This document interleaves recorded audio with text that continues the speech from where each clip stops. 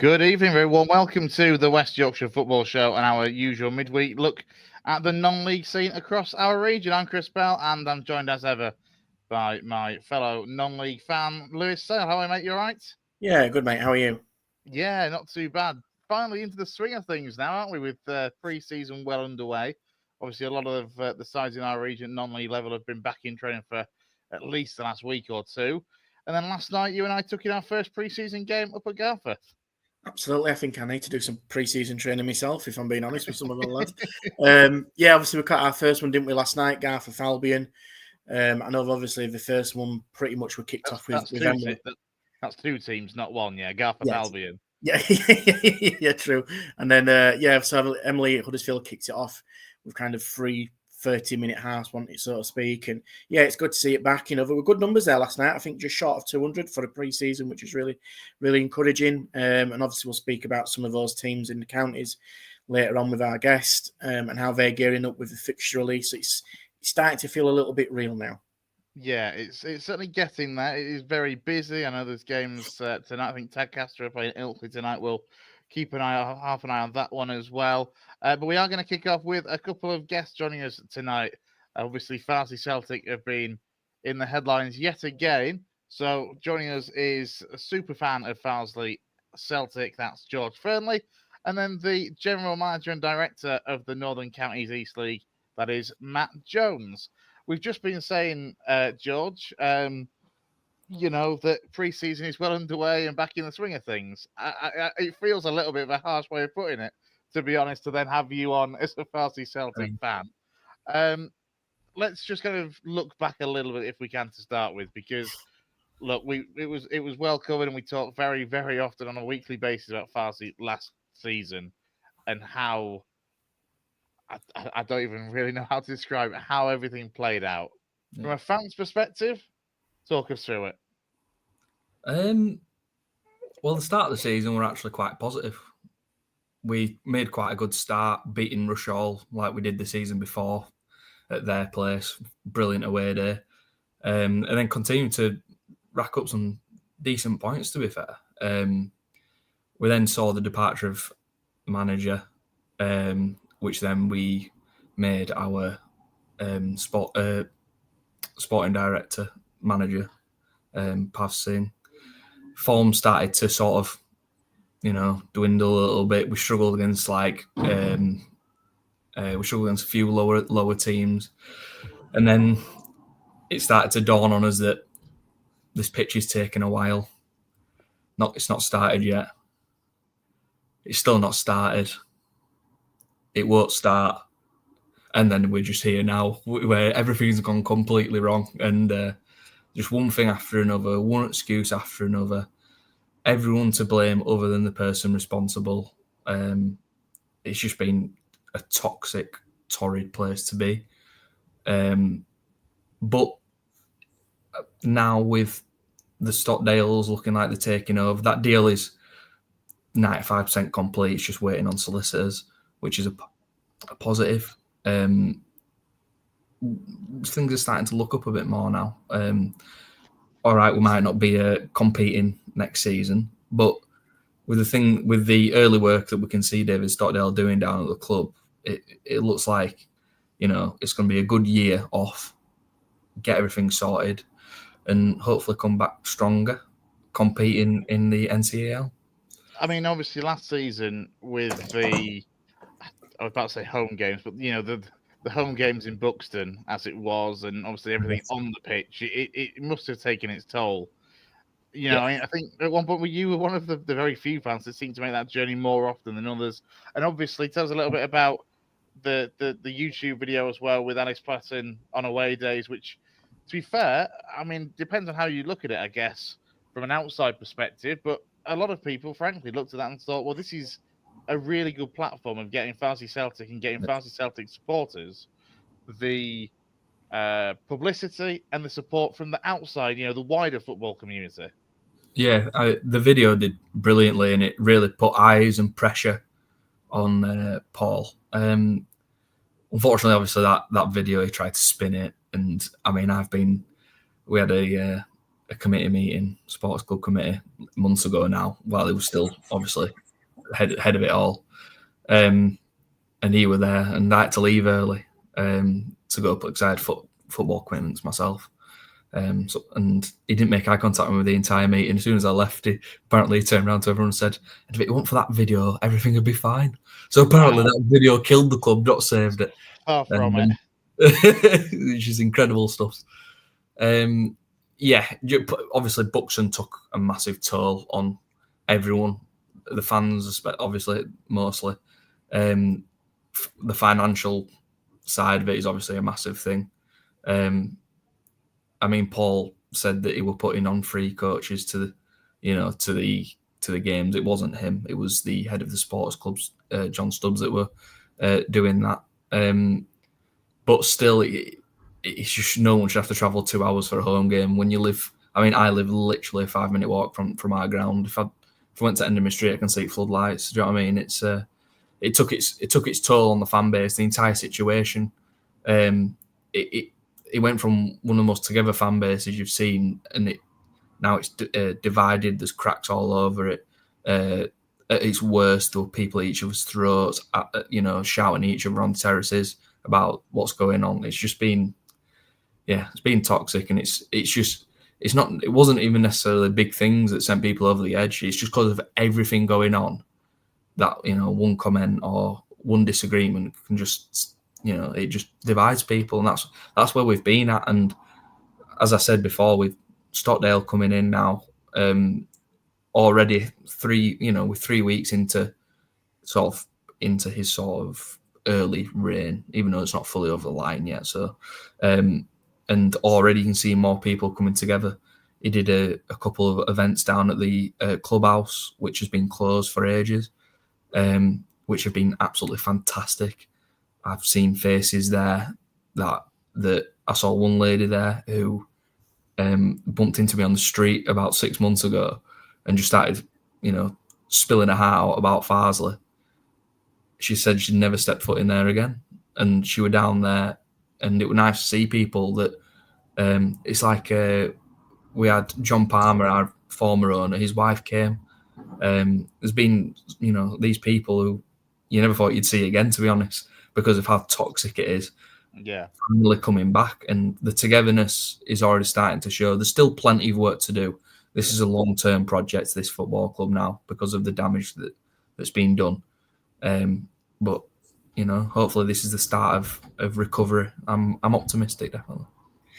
I know that you've obviously been involved, like you said, on the committee side of things, George, but putting yourself as a supporter and those who are watching and listening, what does it feel like when your football club is having to go on the road to like Buxton, and you even played, I think, the game up at Alfred and Avenue and Guiseley? Does it feel like your football club when that kind of stuff happens? And, there was a lot of communications happening at the time, and obviously from what you said earlier, did it feel that you were almost getting, slightly disconnected with your own club, and now you're saying it feels like it's coming back a bit to what it used to be? Because we've seen scenes when you guys have survived on that final day that you dream of, don't you, as a football fan? And it's, like I say, it's night and day from what's happened, hasn't it?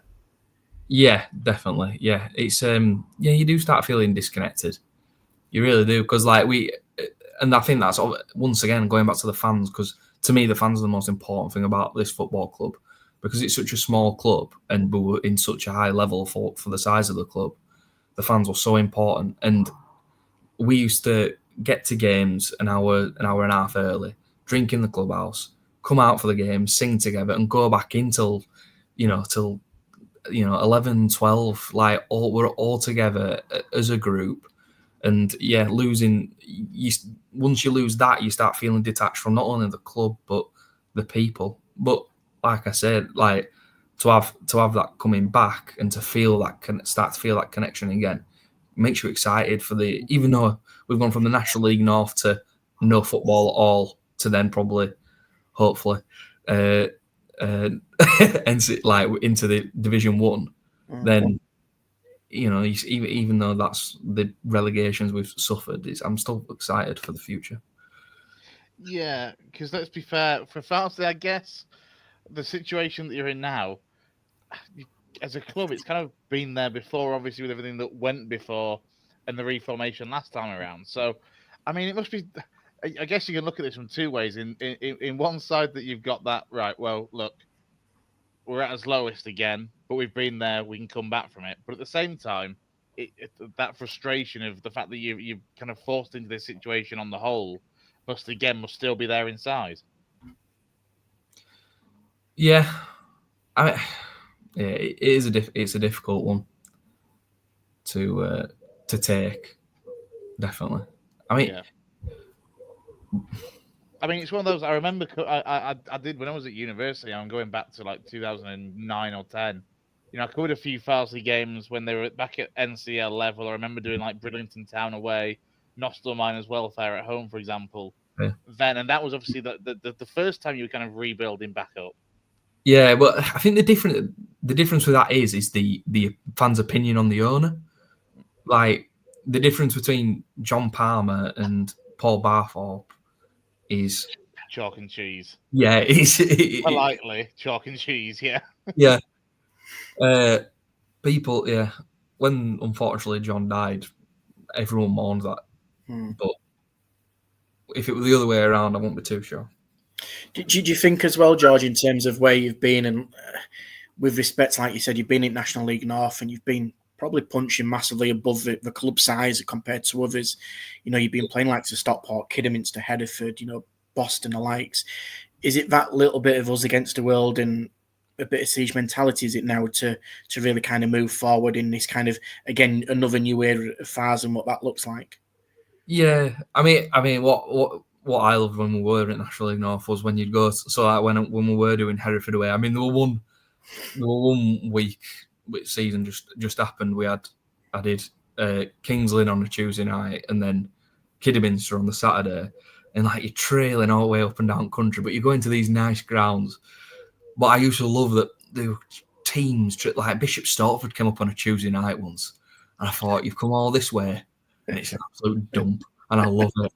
I love that everyone hated coming here, other than Scunthorpe when they came, because although the place is not fit for a team such as Scunthorpe United or Hereford or Darlington on a Saturday when they brought a lot, like even though it's not fit for that, the hospitality and the fans, we do try and take care of fans when they come. So like Scunthorpe, it was one of their favourite away days. They loved it. So they definitely suffered when they had to go to Buxton. And what is like last season? I'm going off topic here. Sorry, I do ramble. No, it's fine. There were still fans turning up here, you know, for games, and they just the one that when we played at Alfreton, we played Leamington, and 5 Leamington fans turned up here. They're a cracking bunch as well, Leamington. They're a brilliant bunch of fans. Yeah, they are. They're good lads. Then. So obviously we've heard withdrawn from the NCEL, and we'll bring Matt in shortly. So now you've got kind of this period of grace, haven't you, so to speak, to kind of hopefully get the I's dotted, the T's crossed. You know, maybe hopefully Mr. Stockdale and the family for the club's sake will come in and kind of take it on. What does it look like? So obviously we're talking about the club as a whole, and we know that the men's first team isn't playing, but we know the women's and the deaf football club is still ongoing, which is a big part of the community. Is that going to be something that the club can really build on for the rest of this year before hopefully getting reinstated next year? Yeah, definitely. I think you'll see more changes coming officially once the deal is done. Yeah. There'll be some things that people are a bit, what's going on? And there'll be some things that are like, we're back. And ultimately, we will be back. But you'll see the women's team back playing. You'll see the deaf team with a new shirt with a very good sponsor, which will then fall through onto the men's 26-27 season. I can't reveal who, but it looks good. It's promising. There's Stocky's already started works, doing bits and bats in the clubhouse, and that's positive. Seeing stuff like that. So yeah, going into, you know, there is still things happening, and we're not fully gone next season. And when you count as deaf and as women, is it really encouraging to have somebody like Stocky coming in potentially to do that, because we know how significant it has been in the footballing world. He's played at the highest level. He's a local lad. He took on, the number one seat when, many people probably didn't want it. But he's a local lad who wants to see the community and the club do well. That must be a big thing for you fans and kind of a wider community that, somebody's prepared to take that on and grab it by the horns and take it forward. Yeah, definitely. And not like for someone on the outside to say it looks good. Wait till you meet him, because honestly, mate, he's one at night. You wouldn't have thought he's a professional footballer. Do you know, they always get this? They're a bit arrogant and stuff. Nicest man you'll ever meet. So down to earth, and he's got some fantastic ideas. So to say I'm happy that he's the man taking us forward is an understatement. I'll be honest. This is why I'm, I might not seem sad enough to say we're not playing for 26 for, next season. I might not seem sad enough, but that's because I'm still excited for what's. Yeah, it's weird. Isn't it? Football's odd, isn't it? It's just it's so strange. The emotional roller coaster that we've been through, not just last season, not just the season before that, but for the last 6 years.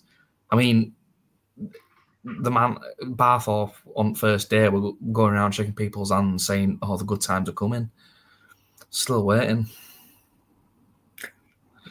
Matt, we'll bring yourself in from NCEL. So just everybody, intro for Matt. So Matt's the director and general manager of the NCEL. And obviously, Matt, I know that you've been a very busy person amongst the rest of the staff to get the league up and ready.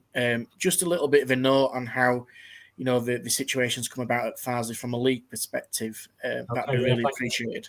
Yeah, thank you, Lewis. Firstly, utmost respect for George and the Farsley Celtic supporters, because I've sat and watched from afar the troubles they've had, particularly in the last 18 months.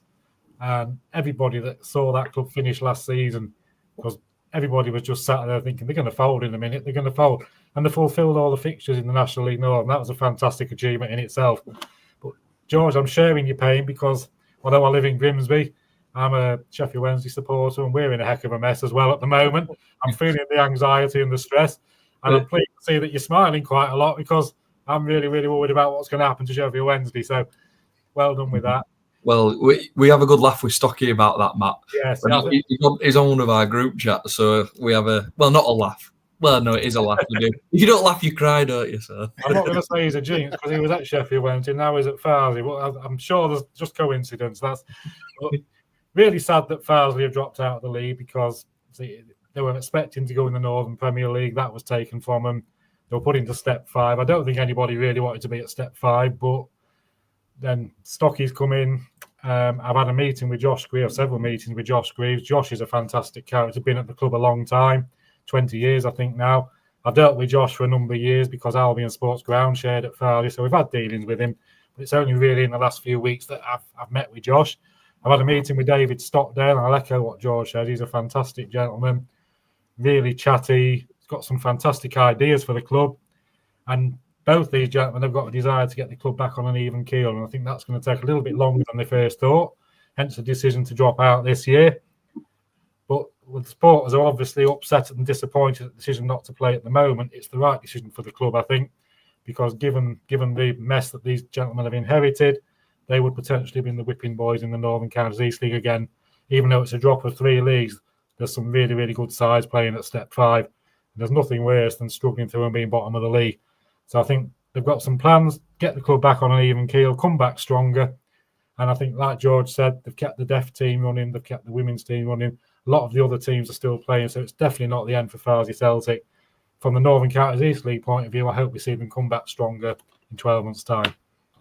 Fantastic. And I think there's element of both sides, isn't there, for it, Matt? Obviously, from Farsley's is to get everything sorted, like I said, to get the deal over the line. There's integrity for them, but like you mentioned there's a bit of integrity for the league, isn't there, as well, to make sure that, it's obviously as competitive as it possibly can, but the clubs that are going to be in there, like you mentioned about Farsley last year, are going to be able to fulfill the fixtures and be there for the year or two after and beyond.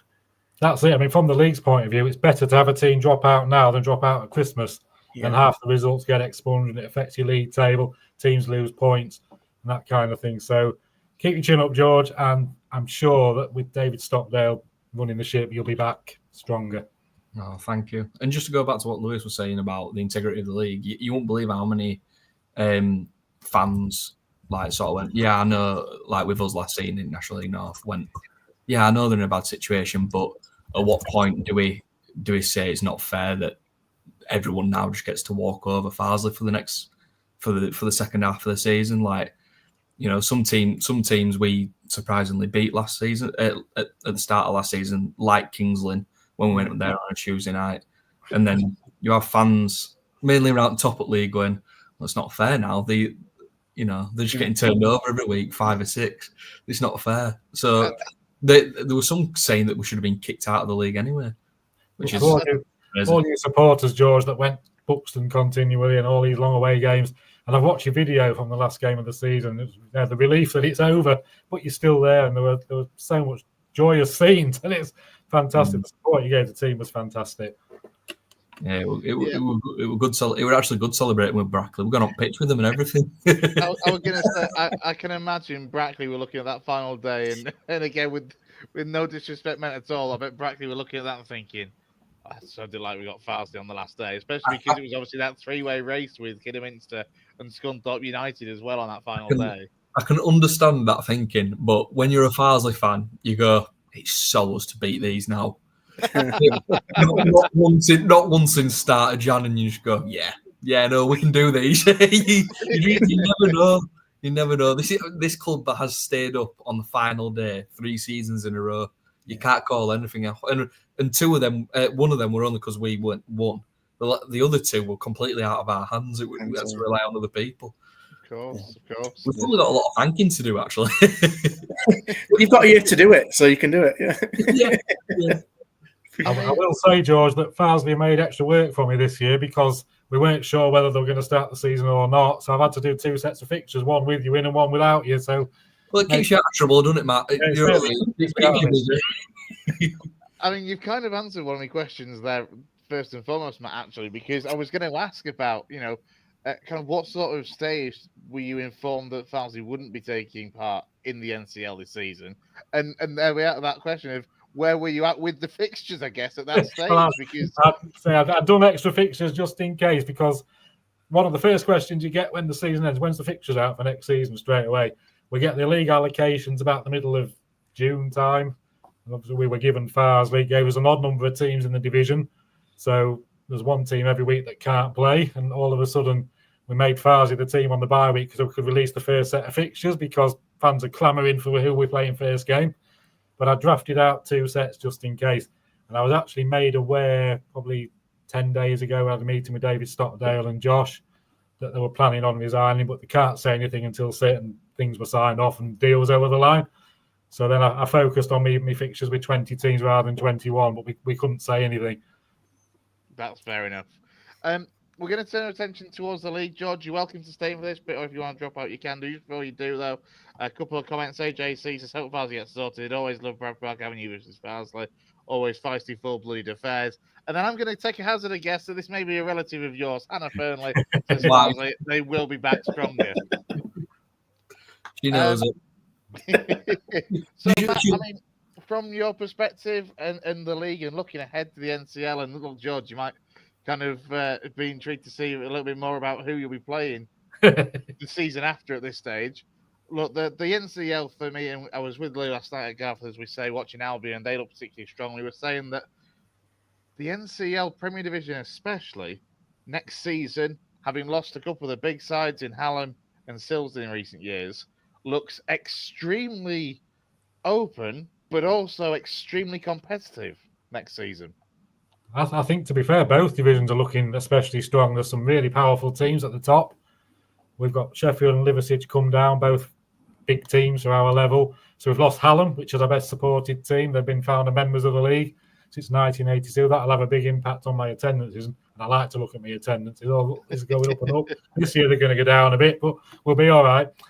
There's some really big hitters. Golker, good side. In Division 1, you've got the likes of Wakefield. It's really open. I think both leagues are really open. But I think it's a little bit like the Premier League in England, where the teams with the most amount of money and the financial clout will probably find it a bit easier to be at the top than the bottom. The ones without the money, like your Sheffield Wednesdays, will be stuck down the bottom somewhere. But both leagues look really good. And I'm not going to predict who's going to win the league because I'm always seen as a jinx. People say, don't tip me, don't tip me. I tipped Penistone Church a couple of years ago, and I think Christmas they were bottom. So I'm certainly not one to ask about who's going to win the league. Is it? What's interested me as well is obviously the fixtures being released for the opening day as well, and the clubs have now got the full fixture list. Matt, in terms of the opening day of the season, it's been a success having it kind of opening the season on a Friday night, and I know you're doing the same again, aren't you, this year with Maltby Main hosting Doncaster City? Has that been a bit of a nice little advertisement for the league before everybody else kind of starts to really show off what you're all capable of doing? We've tried. I think we had the opener at Silsden last year, Silsden Albion Sports, and we always get big crowds on the Friday night because not many of the pro clubs are playing. We're seeing more and more teams wanting to play on a Friday night. The reason we've picked Maltby versus Doncaster this year, it's Doncaster's first game in the league since promotion, and they're another side that's expected to be strong. But Maltby are also opening the new floodlights, so it's double reason for picking that one, really, and hopefully there'll be a big crowd down. It'll get the season off to a flyer. Perfect. And obviously you've got some new teams coming into Division 1 as well, moved across from the west, likes of our local teams of Route 1 Rovers, and you've seen obviously Leeds UFCA join as well. It must be nice for you guys to welcome teams like that into the league, because you've seen how competitive the west side is, and we've seen recruitment at Route 1 Rovers have done, especially in Doncaster City. That's going to be a real tough one with Wakefield expected to go up last season at there again at Featherstone, drawing in crowds of 300-400. It's a really competitive division again, isn't it? I think the two relegated sides as well, Goole and Winterton Rangers, both done really good recruitment in the summer. Goole had a good run at the end of last season. They've kept most of that side together. Again, I'm not going to give you my predictions because I'll be blamed when the team struggle. It's always my fault. But a bit like George brought Farsley Celtic down. I jinxed teams in the Northern Counties recently. I'm saying nothing. But it's quite impressive, isn't it? How single-handedly weak it's amazing, isn't it? I think Route 1 Rovers in particular, it made sense to come to us after they made the move to the new stadium at Bradford. Looking forward to going up there because I've not seen it yet. But yeah. Are they playing tomorrow, aren't they? They're playing at Myra yeah. I've not seen it. Brand new stadium, ground sharing with Albion Sports. So of course, we're at Bradford Park Avenue last year. Yeah, it's a big plus for both them teams. And like Chris mentioned earlier, your Premier Division, we've got plenty of teams in and around our local area. I mean, with so many Albion Sports, Campion, Eccleshill, Golker, Horbury Town got promoted, which is, they were phenomenal last year, and especially like Liversidge and Fackley having to rebuild. Just to touch on those, like I say, with Liversidge, you've pretty much overhauled the whole team. It shows how competitive and strong that division is because they've got Danny Forrest and pretty much have taken half a squad, if not more, over to Liversidge as well. Yeah, so Thackley had a really strong side last year. I think they might find it a bit hard this year, but we will see. But they may have recruited players that I don't know that are really, really good. You never know. But there's an awful lot of teams. I'm feeling a little isolated out here now, living in Grimsby, because the league is moving further and further west. And previous years, we've lost Grimsby Borough. They got promoted. Cleethorpes Town got promoted. My nearest team now to where I live is Brigg, which is 20 miles away. So if you know anybody renting houses in Leeds, it's well, it's just like what George had to do last year, Matt. So it's fine. But rack up my mileage. Sorry, George, I can only apologise. So obviously, Matt, just to kind of round up as well, what's it like for yourselves as a board, as a general manager? Listen, we go there and watch football on a Saturday, Tuesday night, Wednesday night. What is it like from your perspective, kind of running that league? What's it like in a day of the life of Matt Jones? What I will say is there's an awful lot of stuff that goes on behind the scenes that people don't realise. And it always makes me laugh at the end of the season. You can have a couple of months off now and put your feet up. The closed season is the worst part of the year. Start the preparation for next season. I've got things, the AGM, I organise all the events. I organise the AGM, the pre-season meeting. I've got handbooks to get ready, all the bits and bobs for the new season, even little things like ordering footballs, pass cards. There's never a dull moment. And then, obviously, registrations have started for the players. Yeah. So I assist with that. And he's going away on holiday next week because he's not daft, the registrar. So that's handed over to me for a fortnight, always at the busiest time of the year. The big one, of course, is fixtures. And fixtures can be an absolute nightmare because of the 42 teams that we've got left this season, now Farsley have gone. 21 of those teams have availability issues on the ground early on in the season where they can't play at home. So it's very difficult to please everybody when you do the fixtures because of these lack of availability. It's quite difficult.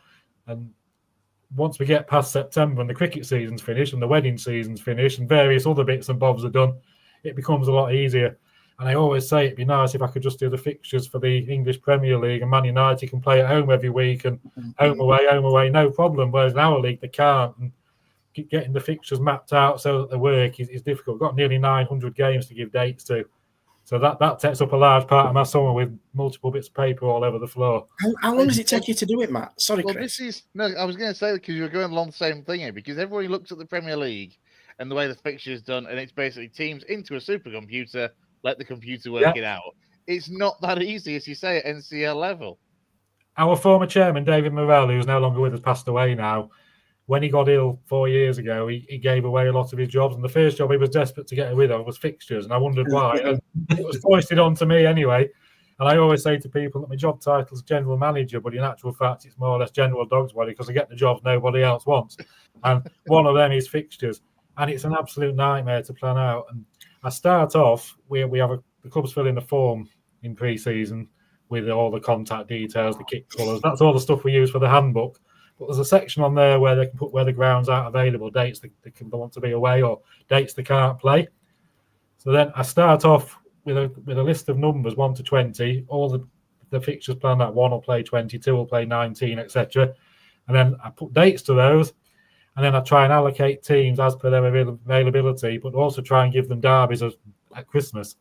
So, for example, number 6 might be Eccleshill, because Eccleshill's away, first game of the season. That's where they need to be. Does that fit in with the rest of their requirements? So I plan it out as good as I can like that, and then just have to do tweaks. And then I go down my list again. They can't play that day. Or they need to be away that day. Oh, yes, they are. That's okay. And make sure there's no mistakes. It does, unfortunately. I'd love every team to just play home, away. But there are occasions where teams end up with 3 home games in a row or 3 away games in a row, simply down to the availability. But the end of the day, when they complain, I just say to play everybody twice a season. Come the end, play them twice. We do our best, but you can't please everybody with it.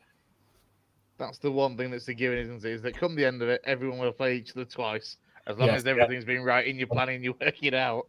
My get out is when they complain, "Oh, you've sent me to so and so on a Tuesday night, and that's 50 miles. I don't want to go 50 miles on a Tuesday night." I say you wouldn't bat an eyelid if it was an FA Cup replay and you're going up to Newcastle or you're going across to Carlisle City. You just get on with it. 50 miles is not unreasonable, even at step 5, 6. And I feel harsh sometimes. I don't like doing it, but I feel like you've got an answer to everything, and I love it. I try. I've been doing this long enough to know most of the questions now. Yeah. Is it also really encouraging from your perspective as a league when you're seeing some of the players move up out of division up to higher leagues with respect? We've seen Leo Allen who stormed the league with scoring goals for fun at Hallam, now going to Scarborough. Absolutely. We've seen previous examples that I know George Doyle at Gorka's gone to Avenue, and the list goes on. Do you pride yourselves on that as a North East Counties league, to see some of those that are fledgling careers who are trying to make a name for themselves and going to not bigger and better things, but just to move up the pyramid and give themselves an even better shot at a higher level? Absolutely. And we've got a lad from Louth, a player called Bailey Wright, who's a fantastic player. He's been stuck playing at step 6 for goodness knows how long. He's gone up to step 4 of Grimsby Borough this year. And again, we follow all these kids to see how they get on. And it's often a big step up for them. Rio Allen in particular, going up to step 2 is a massive jump. Huge. But he's got the ability because he's a great player. And we'd love to see them do well. And likewise, we follow all the teams that go up. So we'll look at Hallam, we'll look at the likes of Emney that left us last season. Farsley, unfortunately, they were living the dream, gone up to National League North, and now, unfortunately, it's gone wrong. Likewise, Liversidge and Sheffield, they've gone up, and now they're coming back down. One thing I always say when teams leave us and get promoted, with the greatest respect in the world, I don't want to see you again. And it's always disappointing when these teams come back. I'm not disappointed for me, but I'm disappointed for them because but we'll look after them. It's not a bad place to be. You'll enjoy it, Georgie, when you get yourselves back. I think I will enjoy it, to be fair. Like I've already been on a pre-scouting a few stadiums and having a look at where possible venues that we'll be travelling to. You'll enjoy it. I'll give you a Tuesday night in Louth. You'll enjoy that. I love it. I love it. I love travelling to all these new grounds. It'll be brilliant for me because I've not been to most of these grounds. So I'll be ticking them off. Is this part of your plan for next season, to be fair, George? Obviously, without Farsley playing week in, week out, it does give you an opportunity to basically be a bit of a ground hopper for a season. Go and see some new grounds, do some new things at all levels. So what I have got a bit of a plan for next season, Matt. So the problem is, and so you'll know, like when you follow a team week in, week out, on your Saturdays are taken over and your Tuesdays are taken over, or whatever crazy day you'll be playing when you're not playing at home, because you'll be playing, trying to mix in with Buxton. You don't have much time to be with your mates if they don't support the same team as you. So my best mate, he's a Barnsley Barnsley fan. He goes every home game. So I'm going to go to quite a few Barnsley games. Like I was at Emley for their pre-season with him. Planning on going to Harrogate away because I've never been there before. I'm going to take a few grounds off with them. I support a Belgian team as well. So I'm planning on going out there 3 or 4 times next season. Do Club Brugge away, Anderlecht away. Which team is it you follow? FC Dender. That's what it said in English. It's Denja for them because they speak Dutch. So. See, this is where my good old football manager knowledge of years gone by. I'm fairly sure at some point in the last 25 years I've managed them on FM. Yeah. Well, to be fair, they've had a meteoric rise. Them 5 years ago, they were 3rd division. So to be where they are now, it's an incredible rise, and the fan base. You can be tempering the expectations of the fan base, telling them that you can drop just as quickly as you go up. Then, yeah. Oh yeah. To be fair, I get a lot of sympathy off them. Like I get a lot of messages, and they're quite sad because a lot of them wanted to come over for a game. But I suppose it gives me more time to organise it. So you might have 20 Belgian ultras turning up at a. I was going to say, get that plan out the way for. I'm going to say, if they finish bottom of the Belgium league, we'll blame George. Yeah, and then in between that, probably just travel around Yorkshire really, and just tick a few more grounds off that I haven't been to, and just sort of balance my season. Because I'm going away, I'll be going away a few times to Belgium. I'll probably try and have a few Saturdays off and save me pennies. But we'll see. I say this every season, then I end up doing. I mean, this season I did like 70 odd games. So I'm just like, let's save money. He makes a fair point there, does George, actually, about saving the pennies. And actually, Matt, that's one of the kind of the things that I've always kind of banged on about, certainly at NCEL level and Northwest Counties level on the opposite side and the like, is, look, the football at that level is accessible because it's just a good, if you're out on a midweek game, a Tuesday or Wednesday, it's a good evening out for very little money. Your entry, a pint and a pie and peas for a tenner sort of thing, like give or take. It's brilliant. I always say, I started watching football when I was 8 years old, 1981. And football at our level now reminds me of that. You can meet the players still. You can get their autographs if that's your thing. They come in the bar afterwards, you can have a chat with them. And it's like football for me, like it used to be. And when people actually come and watch the games, the standard's actually very, very good. There's a lot of players that almost made it in the pro game but didn't quite. And a lot of players like that with huge potential. And the football's actually very, very good. I've seen some great games. And given the situation that Sheffield Wednesday made, I'd much rather watch Northern Counties East League than any of that rubbish. So I thoroughly enjoy it. And I try and visit a different ground every week and try and visit them all in a season if I can. And unfortunately, I've had a couple of bad health issues the last couple of years, so I've not done it. But the year before I did, visited all 42 grounds. I saw every team play home and away. And I saw some fantastic games. And I enjoy doing what I do. Yeah, me and Hannah, she's a lucky lady, Hannah. I treated her on a Friday night to the prestigious Wakefield derby. I think you'll find. Wonderful. Well, we've got our Wakey AFC at Nostell. And I tell you what, fiery affair. She loved it. We've got our pre-season meeting for our clubs this year on the 20th of July at Wombwell. And that's my other half's birthday, so I'm in the doghouse for that one. But she's the finance director for the league, so she's got to come, unfortunately. It didn't go down very well, that. I've planned something, love. I mean, come on, Lou. You've got no excuse now. If Georgie's able to take his missus to Wakefield Nostell on a Friday night, then I'm sure you can get Lauren to some of these NCEL games midweek. I think I'll be divorced. I think I'll be absolutely divorced. I think she'd much rather just say, right, Louis, see you later. Get out of my house. I'll see you Sunday. I have fallen very lucky with our lass. She's very, very accepting of my crippling football addiction, both time and financial. Because I've not been in the best of health this year either. I was stopped from driving for it. So she'd had to ferry me around everywhere. She hates football. But, ideal person to be a finance director because it's like getting blood out of a stone, and she doesn't like the sport itself. So she's very much detached from everything that goes on. And no favourites. Keeps the money. Keeps the money firmly in the wallet. Oh yes, she's good at that. Unless it's mine. Before we end up in some very risky territory, Lou. Yeah. Just as we were saying about the so many reasons why we enjoy, and why we enjoyed the NCEL, the non-league period in this country is like nowhere else. To be fair, in Europe, and we always try and encourage people that maybe haven't gone to steps 6, 7, 8, 9 of the pyramid to give it a go.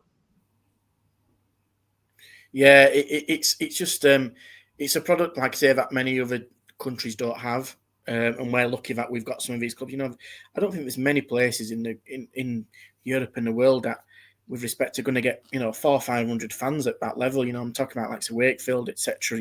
That doesn't really happen, and that's down to the clubs and how successful they run themselves, but also not just saying it because Matt's on the show, but it's credit to the league as well that they've given them a platform that they can go and thrive and show what they're all about. And we've seen over recent years, we're just saying obviously with George and National League North, there's 7 or 8 teams who are full time at this level, which is mind blowing. Resources that you'd see at League 2 level, League 1 level, probably 10, 15 years ago. The game's changed a lot, and I agree with Matt. It feels like it does hark back to a little bit of the olden days in a nice respect that you can have a pint or a drink with somebody and have a really good chat and just enjoy football as it is, and it's just a really friendly atmosphere. I mean, Chris, that we go to, like George, probably 70, 80 games a season, and you get familiar faces, don't you, come up and speak to you, and it's just a good atmosphere. There's never really any animosity, and you do. Let's be honest, you do catch the absolute gem of games. When you least expect it, when you go to Louth on a Wednesday night, for instance, you're going to see an absolute classic that other people have decided not to go to or don't even really know about. And we're lucky enough to catch it, and I think that's why we continue to kind of bang the drum, don't we, for our level and non-league, because it's a product that, like I say, I think some are quite envious of, if I'm being honest. It's fantastic, and thank you, shows like this as well that publicise it, and absolutely great. Thank you very much for everything you do. No worries. Not a problem. We try and do as little bit. So your kind of final thoughts then, Matt, just looking ahead, as I say, to kind of the NCEL. I'm not going to ask for predictions, don't worry, but just on the whole, as I say, there seems to be so many sides, though, that can, at both ends, kind of, be making some real entertainment all across the NCEL. I think it's certainly looking like it's going to be a very, very entertaining season, and I can't see any team that's going to run away with either title, and that's great. That's how it should be. You want it interesting going into the last few games, and like it was last year with Horbury and Woonwell, and went right down to the last game. Really, really good sides, and I'm just looking forward to getting it running, because as soon as the season kicks off, I've got a week off. So fantastic. Excellent. And George, Alabama's a regular commenter. It's a genuine question, not trying to upset George, but would Farsley face a further drop when not competing? That doesn't seem to be the case, because obviously, this year out is what it is, and then next season the plan to apply to Matt and to the NCEL to rejoin the league there. Yeah, well, I can come in on that one. The Farsley would have to put an application into the FA Leagues Committee. It's not our decision whether they come in at step 6 or not. The usual route for a team starting again is to come into the feeder leagues, or the old step 7 as it was, but we have seen exceptions over the year where certain teams have come straight into step 6, the likes of Bury, Macclesfield, and the last one we had was North Ferriby, who came again from National League North in a bit of a mess, started again at 6, and they're working their way up. Ultimately, that decision comes down to the Leagues Committee at the FA, but we would have no issue supporting Farsley if there's room amongst our allocation to fit them in, no problem at all. Well, that's encouraging, George. Yeah, definitely. And to hear that Josh and Stocky have made a good impression on Matt, and there seems to be a decent relationship there, I think certainly bodes well. But like Matt says, I suppose it's not there. It's not there. Out of their hands, There's a few other people that they need to rub shoulders with and get friendly to make that happen. So you do look though historically, as Matt says, in the way that other clubs have gone, and certainly history suggests that there should well be a place for Farsley at that level. So fingers crossed. Yeah, definitely. I mean, when he first said Bury and Macclesfield, I thought, well, yeah, but they were EFL teams at one great stage. So and then he said North Ferriby, and that brought me back down. I thought, get in, we're in. I was going to say North Ferriby were fantastic because they came down, obviously placed in step 6. Again, a team that didn't really want to be there, but there were no airs and graces. They got on with it. They knuckled down. They were just relieved to be playing football, and they've started going backwards up the way again, back up the pyramid. And that's what Farsley have got to aim to do, something like that. Get back on the field, come back stronger. To be fair, with how we are as a club, as a community, it's gritty, and we'll thrive in that league, both as a fan base and as a team. We're not annoyed. We're not a glamorous team. We're not like your Darlows, your Chesters, your Herefords, who are always going, why are we in this league? And we know we're humble. We know where we should be, and we know that we've been living the absolute dream in the National League North. But we deserve to be there because we worked hard. We got there. We stayed there, and that as an achievement is amazing. But we're not afraid of hard work and to get muddy in some dirty pitches. We love it. That were pitches, by the way. And on that note,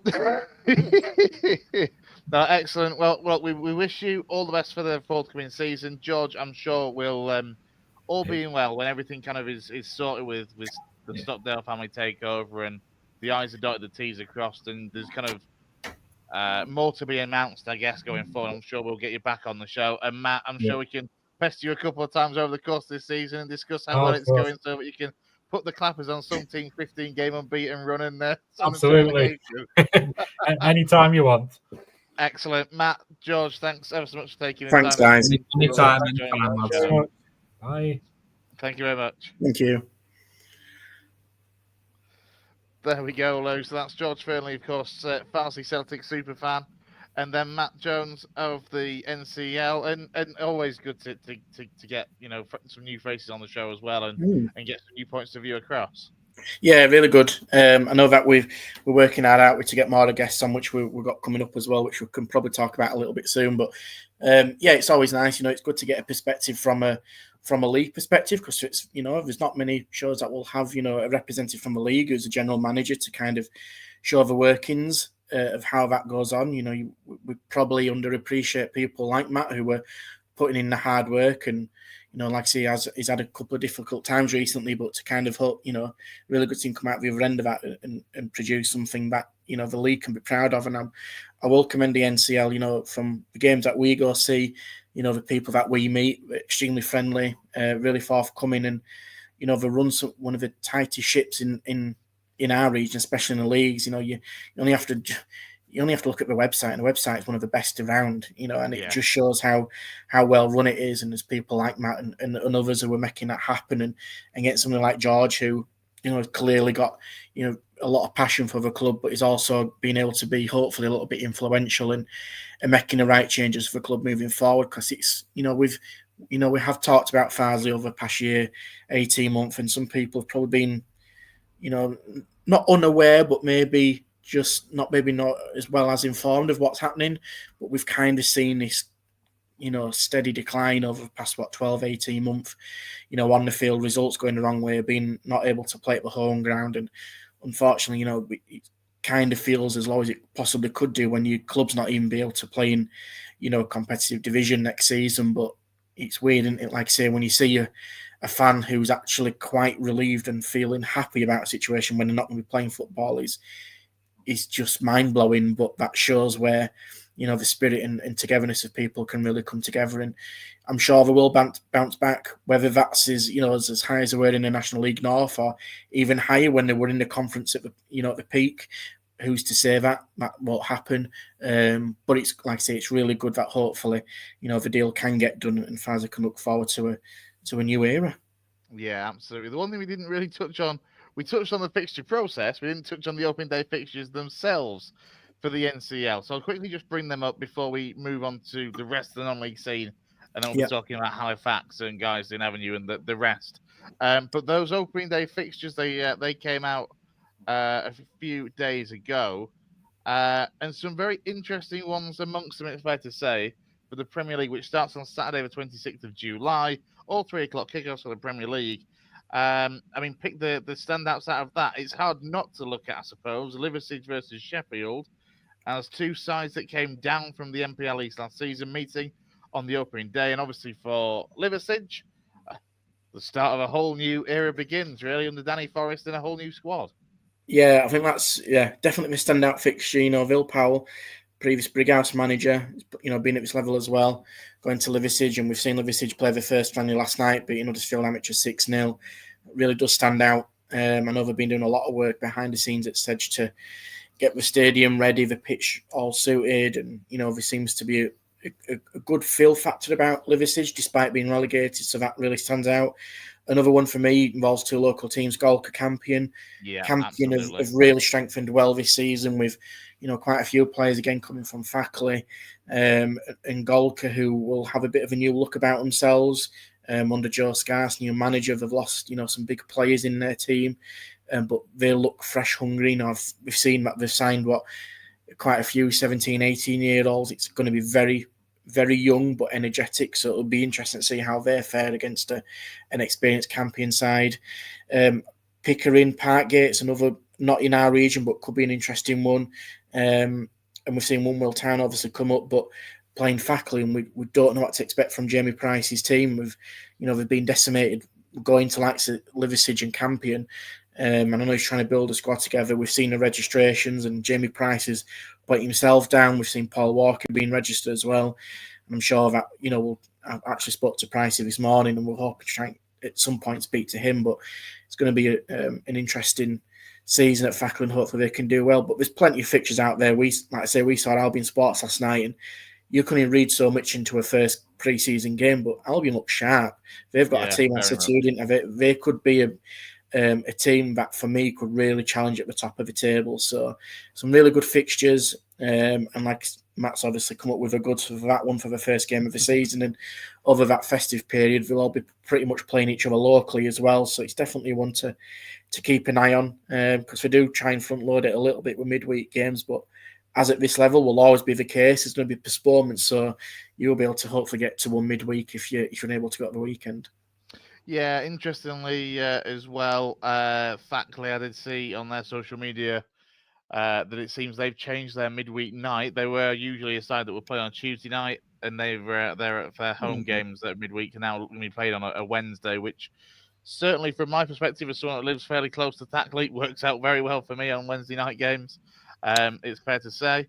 And it is little things like that, and we heard from Matt as well, say more sides are looking to try and play on Fridays, and we've said, more sides are trying to find those weeknights, or in the case of the Fridays instead of Saturdays, to try and pull in, EFL fans that will already be at their EFL clubs on Saturday, and try and bring some new faces through return stars on, by playing on different nights.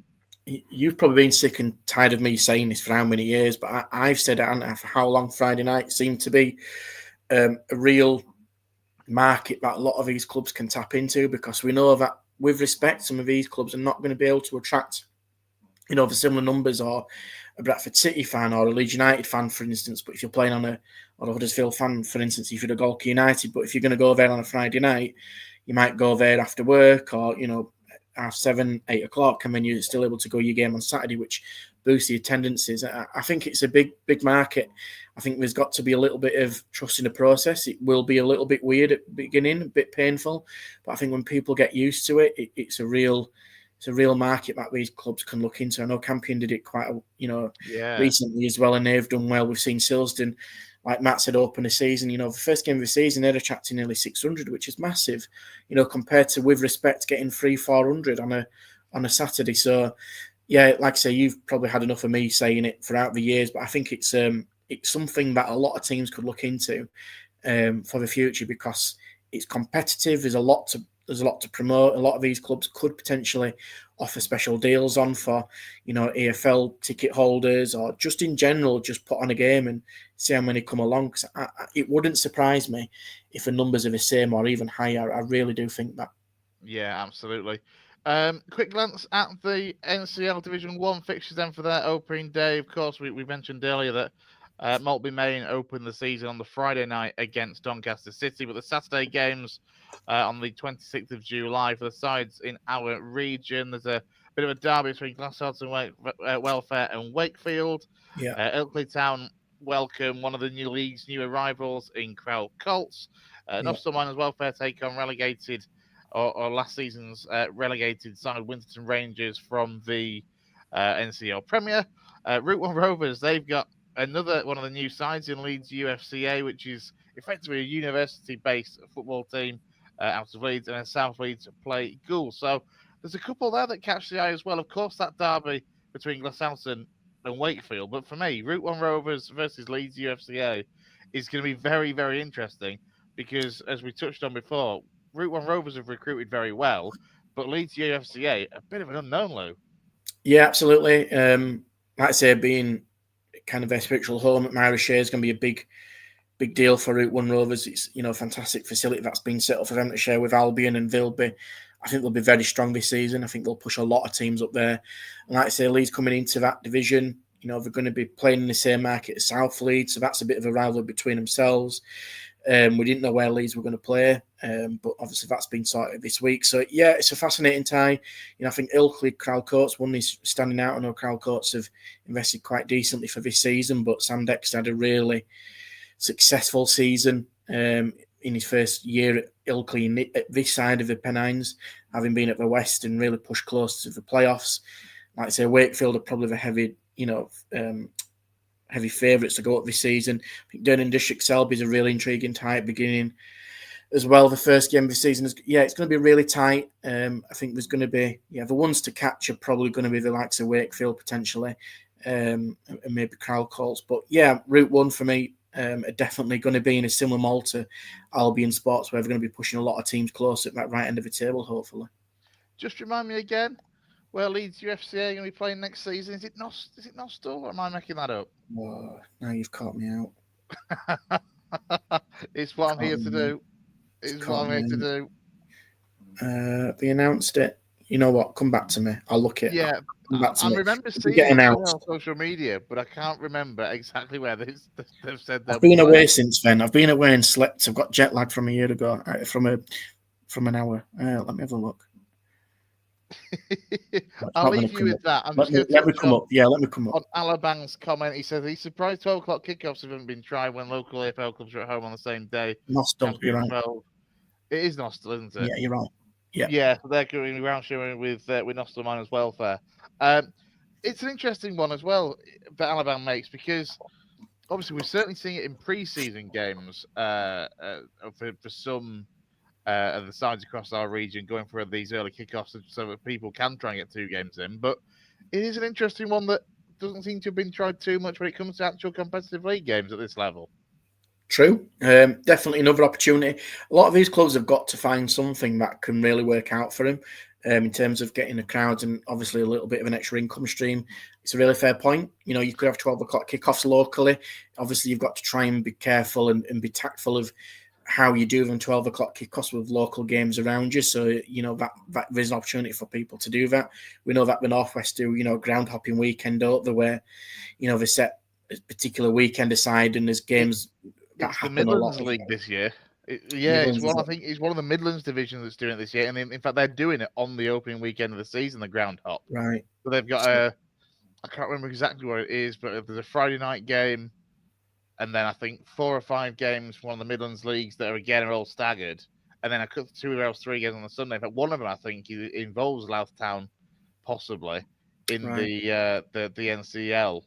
As one of the games that's moves. But you're right, these ground hopping days are things that have been done, so you can possibly see it working. I guess the other thing to consider actually with something like this would be you would potentially need it to be on days where, for example, Fackley versus Eccleshill, because of that way your away support isn't travelling particularly far. So if you wanted to go for a 12 o'clock kickoff, it doesn't really interfere too much with away travel as well. Yeah, absolutely. They've got to, like I say, be quite tactful of how they approach that and get the right games. It definitely can be done. it's definitely one that clubs could look at, and speaking with like Matt, etc., to make sure that definitely could happen. But you could see that for sure. Campion potentially playing at 12 o'clock and some making a trip to Valley Parade is doable, and it by 3 o'clock. Yeah, so easy. it's something that can be done. We know that the North West Counties are releasing their fixtures tomorrow as well, so that could work between both ways as well. So yeah, it's fascinating, but it's always good when the fixtures come out. It definitely feels a bit more real. Even with Manningham traffic, you could probably do Campion to Bradford City in just about in time. Actually, it's probably quicker to walk. It would probably be quicker to walk from Campion to Bradford City. Let's turn our attention then and round up the rest of the goings on across the non-league scene in our region then. And we'll start, as we usually do, from the top and work our way down with anything that's kind of caught your eye over the last few days. And speaking of catching the eye, Halifax Town been bloody busy in recent days, it's fair to say. 5 or 6 new arrivals have come through the doors. I'll let you run them off. Go on.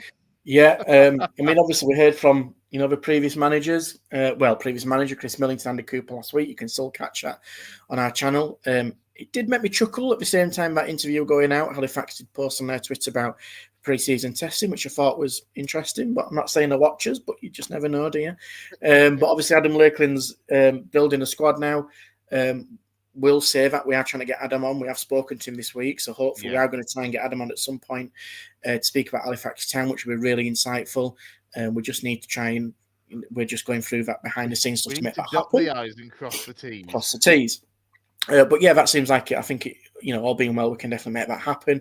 But yeah, he's been able to recruit some players that one he's aware of and he's worked with before, and some new players. So Cody Johnson, who you spoke about before, has joined.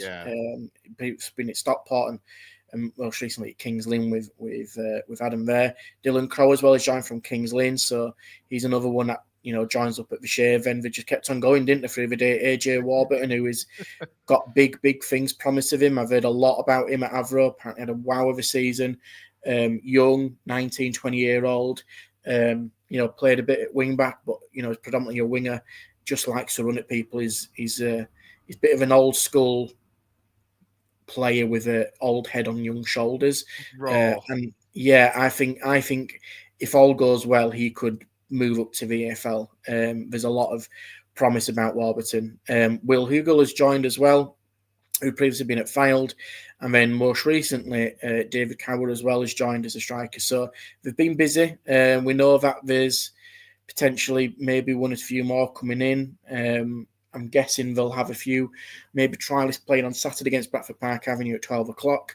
But it seems that Adam Lakeland is building, a young squad. He's having to probably, overhaul it a little bit to an extent of what he wants it to look like. But it will be interesting to see how they get on because, they are quite young players, have, come from maybe leagues below, so it's a jump up. But, if you're going to prove yourself, it's a great opportunity to do that at Halifax, and they've got a pedigree of doing that at Derbyshire. Yeah, that's supposed to be the one thing. I mean, Cody Johnson is a player who he had a brief loan spell in the end at Rochdale from Stockport. Looked quite tidy in the limited game time that we saw of him before he went back. That's the one concern, though, I guess, that I would have if I was a Halifax fan. Is a slight, I'll say slight. There's quite a large element so far of youthful and untested at the level so far. I imagine a lot of Shaman fans will be having the view, like I would be, that they want to see some experienced heads coming through the door sooner rather than later as well, just to try and balance that out. Yeah, I think they'll probably want to do that, and I think they'll probably end up getting that. It's just getting again the right characters through the building, and they're probably a little bit later down the line when recruiting some, than what other teams have done as well with, a bit of a later appointment in Lakeland. It's not an easy market to go and dip in. It's not with respect to North East Counties League, you can't just go pick out players. This is it's a full-time league essentially. Yeah. I agree with Sherman forever there. Yeah, he knows probably what he wants. He's worked with youth. We know what Halifax have done that before. And like I say, getting experience in could make a real big difference. And if you've got a bit of experience down the spine of your team, you can work with that.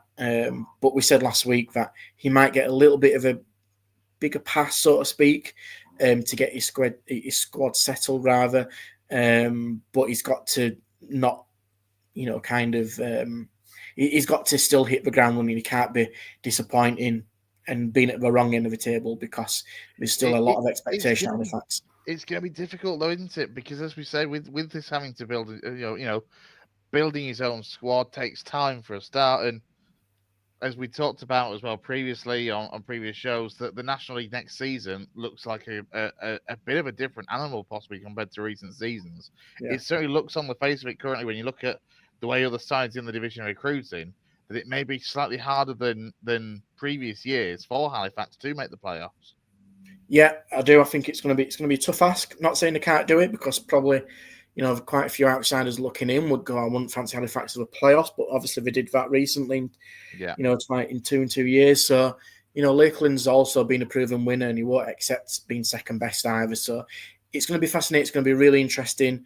Hopefully when we do manage to speak to Adam, he'll get an insight into how he's been able to build his squad in, fairly limited time. He's probably only had a week and a half, 2 weeks properly with his players ahead of a pre-season. And yeah, you're not probably expected to have everybody ready for that first pre-season game, but to build a bit of togetherness, because like you said, it's such an open division that, there's probably many teams from, you'd probably say 8th to 15th, 16th, possibly, you could finish anywhere in between those spots. So you look at the recruitment that's been done, we know Rochdale have strengthened, and Forest Green have now got Robbie Savage strengthening from likes of Macclesfield, and Alton have made some really good signings. Carlisle is, spending the big bucks as well. So it's not going to be easy for them to get in there. But you never know. You never know what's going to happen. A bit of youthful exuberance could really bring out the best in Halifax. Yeah, absolutely. A couple of other quick little things from Shaman Forever. He says, thoughts on Lionel John Lewis to Boston. I'll take the answering on this one. I think it's a very good signing, and I wouldn't mind seeing him at Rochdale as well, even though his age at 35-ish, I think. He's either 34 or 36. So I'm going to say on 35, because I can't remember exactly which way it is. I would take him. I think he's a very, very useful player, even at his age now. So yeah, he's the kind of experience actually that wouldn't have gone amiss potentially in that Shaman side at the moment. I don't know what your thoughts are, but he's certainly a player that has chipped in a few goals last season, obviously at the top end of the table as well. Yeah, it's a good solid signing. I think Boston did remarkably well to stay in that division. Remarkably well. Superbly under Graham Coughlin as well this summer. He's made such a good difference under Graham Coughlin there, and Boston. Not saying they're going to be in and around the playoffs, but again, just to survive in that division would be very decent. I'll be honest, they're my dark horses. I genuinely think they could make a playoff place. Interesting. I think Kieran Donnelly that they've signed from Halesoe in town, who's got 50 goals across the last couple of seasons for them, I think could, if he hits the ground running, could be a really, really good addition. I really do think Boston. And look, that's coming from a Lincoln fan as well. Like it slightly pains me, but I really do think Boston have done well. And you look at the second half of the season form they had last season was just superb. Graham Coughlin, as I say, since he came in, has done an amazing job there. Yeah, and we've got some good people working. I know a few were still there at Boston, and really well run club. And if there's sometimes you've got to build over the years to get into that league and do really well. And they weren't at all. To be honest, for me, when I got out of the National League North, we didn't set that league alight at all. They just peaked at the right time, got out of the playoffs against Brackley, and have wowed everybody in that division last season. And like you said, recruitment so far so good. Lionel John Lewis is proven, is experienced. We spoke about that with Halifax. Halifax are probably taking him as well. So it's a really good signing for Boston. If he stays fit, you're probably expecting him to score 10, 15 goals, which is what you need to stay in that division. Yeah, absolutely. Final question from Shaman Forever as well. And look, this is a little bit of a speculative one at the moment for us to kind of look at. But obviously, the Morecambe situation has been the headlines this week, I suppose. And let's be honest, we're not monetized yet, so I can say it. The absolute shit show that is going on at boardroom level and ownership level at Morecambe. Now, obviously, there's a lot of talk of them potentially heading into administration. Would they be kicked out of points deduction? I suspect history suggests, because, again, league allocations have been done and we are this close to the start of the season, there will be a points deduction for Morecambe. I'm not sure what you think, Lou, but for me, I suspect if they were to enter it, it will be a transfer embargo and a potential points deduction that would probably come in imminently. You know what? I'm not sitting on the fence. I just generally don't know. I generally don't know what's going to happen. I mean, I know that the release what we're recording. Seeing opportunity and actions are being taken in an effort to protect the club while the sale's complete to avoid a need for administration. So, listen, I just don't know. But again, it's one of those situations where, again, you feel for the fans. We spoke to George at Farsley. You just want the club to survive and people still have their jobs and they're able to play football and enjoy the Saturday 3 o'clock. But without it, I just generally don't know. It's going to be one that obviously people will be keeping a close eye on. But you just want clubs to thrive and survive rather than being in possibility of with the risk of administration looming over them, or even worse, like with Farsley, not being able to play at all. That is your worst case scenario, isn't it? So hopefully they can get it sorted and the fans can enjoy some success and enjoyment, because it's difficult when you're going through all that behind the scenes before the ball's even been kicked. So hopefully it works out for him. But it's another one that we'll definitely be keeping an eye on across non-league. Yeah, very much so. What else is going to caught your eye then, rather than going through league by league as we usually do? I know it's been a little bit quieter in the last 7 days or so on the transfer front, on like a little managerial movement and that sort of thing down across our region. So it's very easy to go to and just simply say, what's caught your eye? What have been the stories this week that you've seen?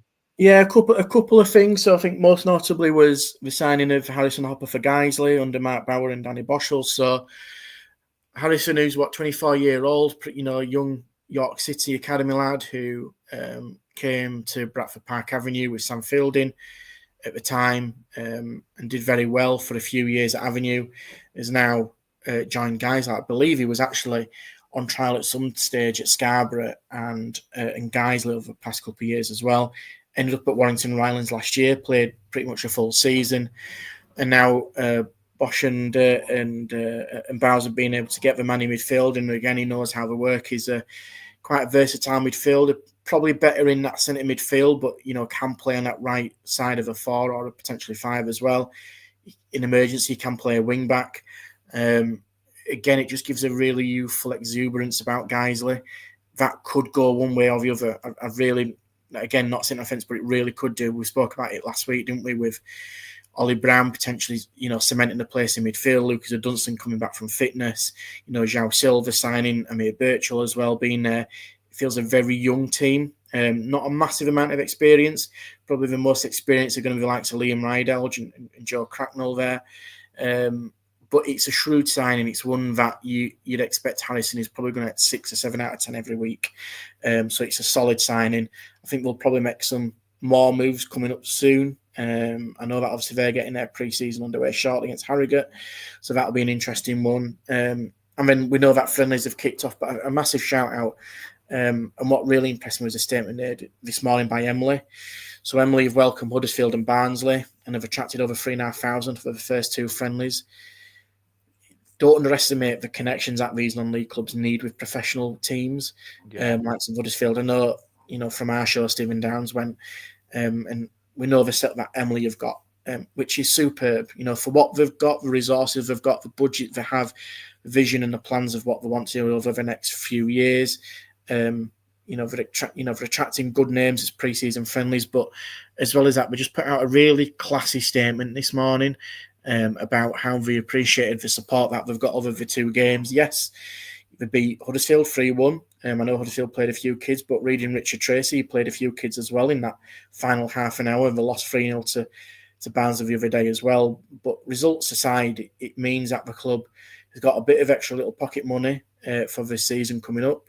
It means that they can forge links with these clubs if needed, potentially loan players, or just relationship building on and off the field. But it also helps if Huddersfield or Barnsley are not playing it a week. We spoke about attendance going up. Some of those fans, by all accounts, have really enjoyed the trips there to Emily. So they might be able to go there on a Saturday or a midweek game. And again, Emily just do things right. They've got a really good set. We've got some really fantastic people behind the scenes.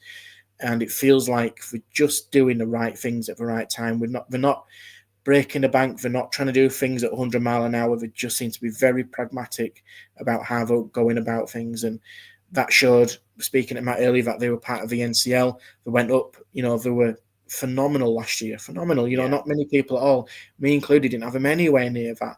And they were one of the best teams in that league, you know, by quite a way last season. So, and they'll be wanting to replicate that this season. Very, you know, small, tight-knit squad.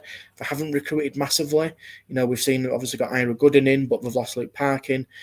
You know, they're making the odd tweak here and there without, you know, completely revolutionising everything.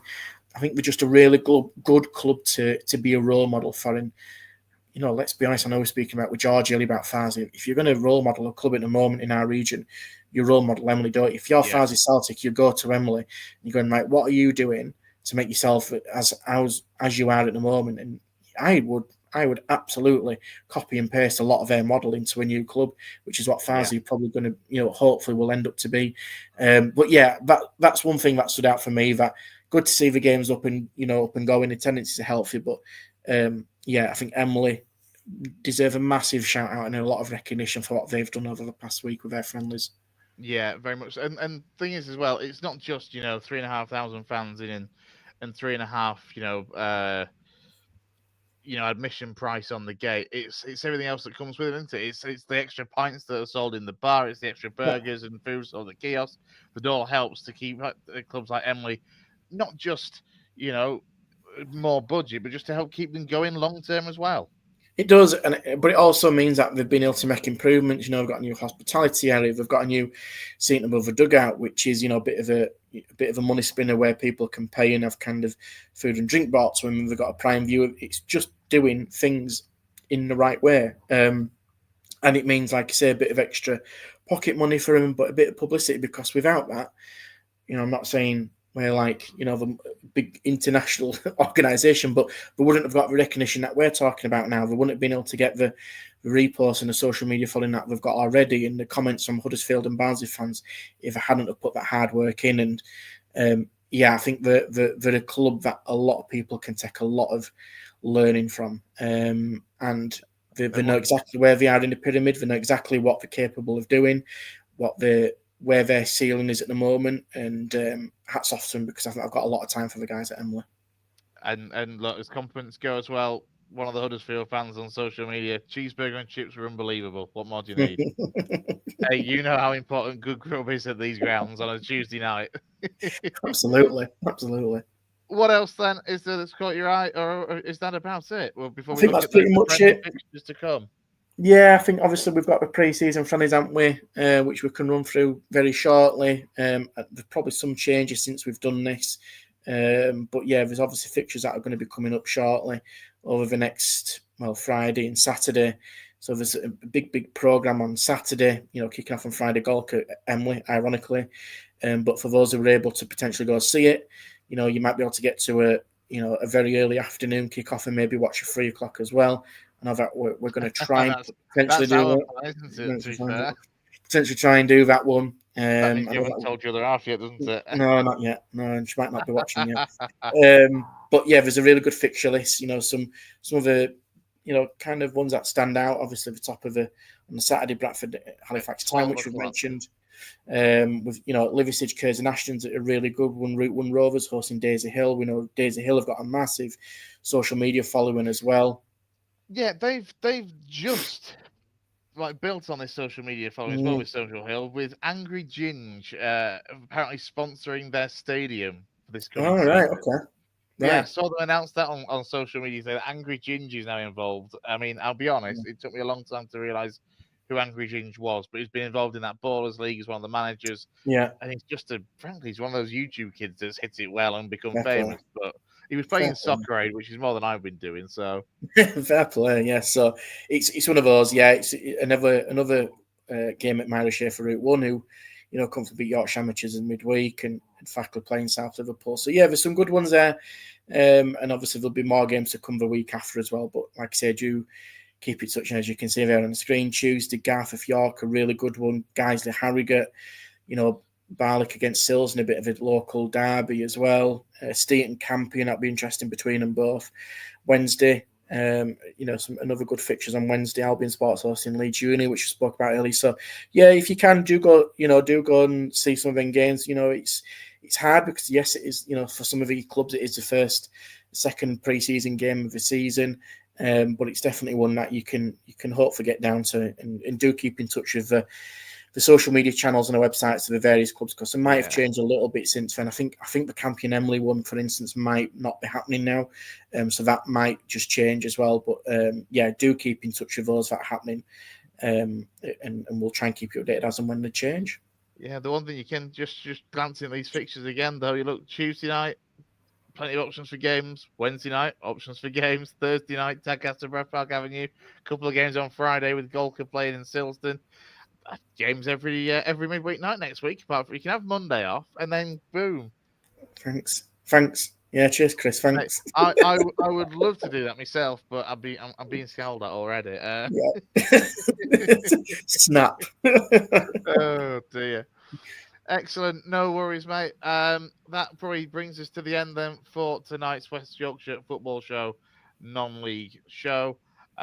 We will be back next week, depending on where we are and which games we're going to go to, that is. But we'll be back next week. This is the probably might be the Wednesday, because we'll probably be at Taddy on a Thursday. Oh, you will, won't you? It might have to be Wednesday next week in that case. We'll plan it accordingly in due course. But yes, a big thank you to everyone that has got in touch with us over the course of the evening and commented. A big thank you as well to George Fearnley and to Matt Jones for joining us a little bit earlier on as well. If you missed those interviews with George and Matt, you are able to watch this back on the YouTube channel, where it will be on as soon as we finish here. But from myself and from Lou, enjoy the rest of your Thursday evening, and we'll see you again soon here on the West Yorkshire Football Show. Take care.